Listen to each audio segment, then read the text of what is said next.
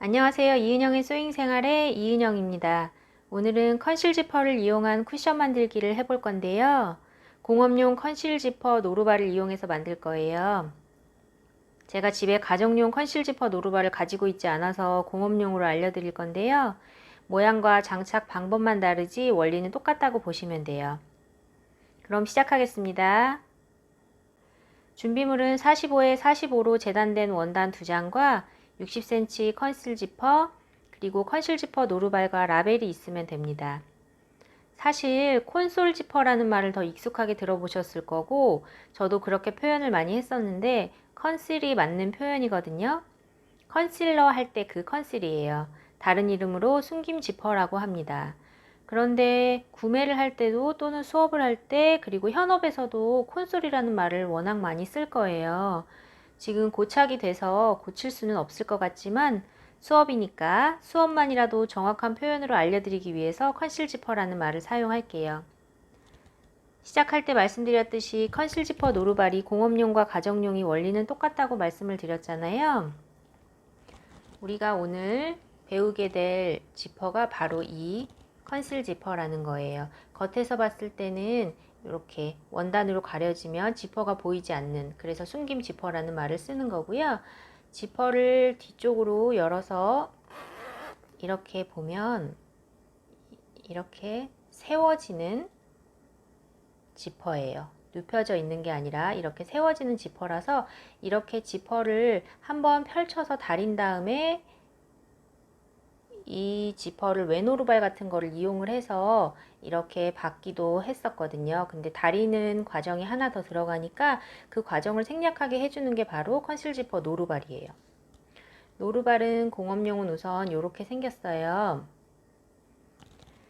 가정용은 모양은 다르게 생겼지만 아래쪽으로 돌려보시면 공업용이나 가정용이나 똑같아요.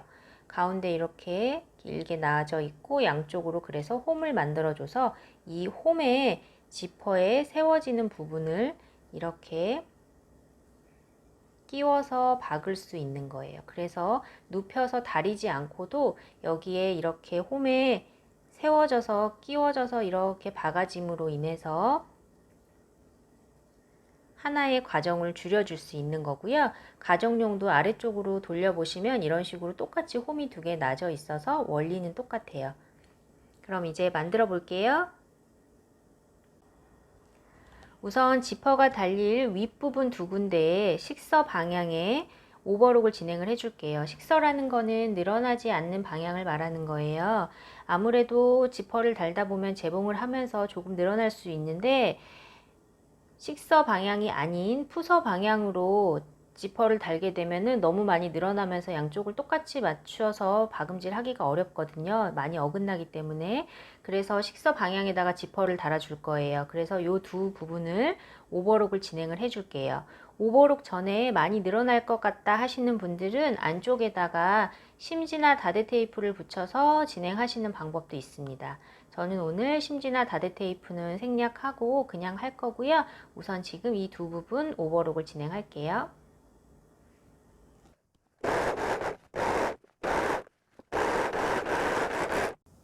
그리고 원단을 겉과 겉길이 맞대어서 시작과 끝부분에 5cm를 박음질을 해줍니다.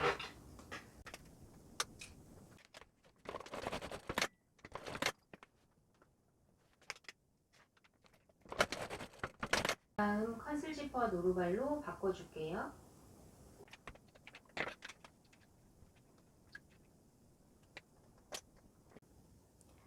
자, 컨실 지퍼의 뒷부분입니다. 뒷부분을 이렇게 지퍼를 열어보면 여기가 지퍼의 끝부분이에요. 그래서 아까 말씀드린 것처럼 지퍼가 이렇게 살짝 꺾이도록 세워놓고 노루발의 홈에다가 끼워서 박음질을 해줄 건데요. 원단에 이렇게 아까 5cm를 박았잖아요. 이렇게 살짝 열어놓고 겉과 지퍼의 겉이 맞닿게 해서 쭉 박음질을 해줄게요.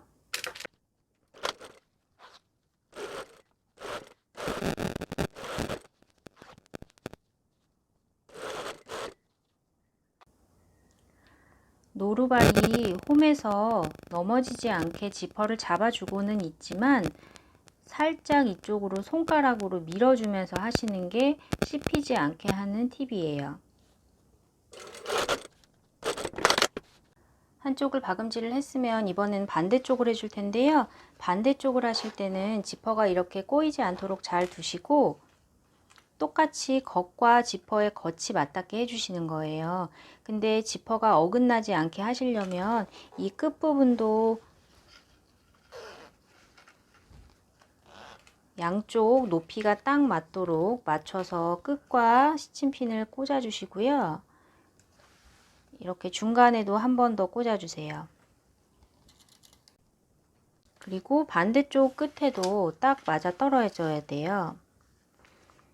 원단이라는 게 아무래도 신축성이 있다 보니까 중요 부분만 딱 맞춰줘도 어느 정도 손으로 움직이면서 조절하실 수가 있거든요. 끝부분도 딱 맞도록 맞춰주세요. 그럼 보시면 이 부분이 약간 지퍼가 더 남는 걸 보실 수 있지만 박을 때 약간 이렇게 당기면서 끝과 중심 부분만 잘 맞춰서 박음질 해주셔도 딱히 틀어지지 않게 맞추실 수 있으세요.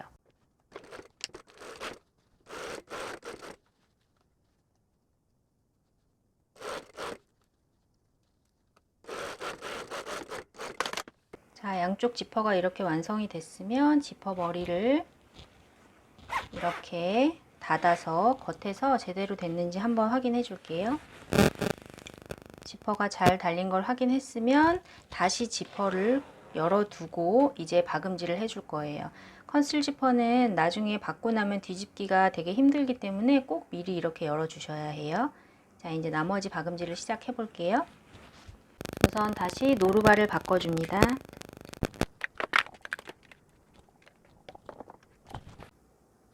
그 다음 지퍼 끝을 잘라줄 건데요. 이렇게 지퍼 끝이 사이즈가 안 맞아서 길잖아요. 여기를 한 2cm 정도 남겨놓고 잘라주세요. 지퍼를 자르고 난 다음에는 지퍼가 원단과 떨어져서 덜렁거리지 않게 여기를 박아줄 거예요. 여기도 박아주시고 또 나머지 반대쪽도 이렇게 박음질 해주시고 반대편도 똑같이 네 군데 모두 박아주세요.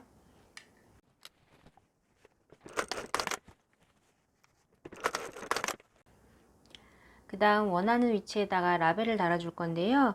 저는 이번에는 지퍼가 아래쪽으로 오게 할 거고 오른쪽에다가 라벨을 달아줄게요. 4cm 남기고 달아주겠습니다. 그 다음 겉길이 맞대서 3면을 1cm로 합봉해주면 되는데요.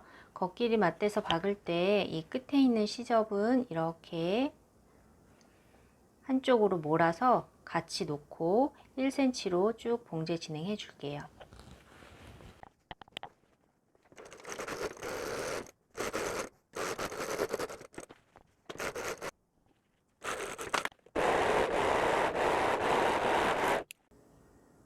이제 오버로까지 완료가 됐으면 지퍼를 열어서 뒤집어 주세요. 뒤집을 때 끝에 사각형 부분이 예쁘게 뒤집혀지는 방법을 알려드릴게요. 엄지손가락을 이렇게 넣어 주시고 한번 검지로 잡고 이쪽을 한 번 더 이렇게 잡아 주세요. 그런 다음 손으로 이렇게 잡은 상태에서 싹 뒤집어 주시면 특별한 기술 없어도 끝에 예쁘게 빠집니다.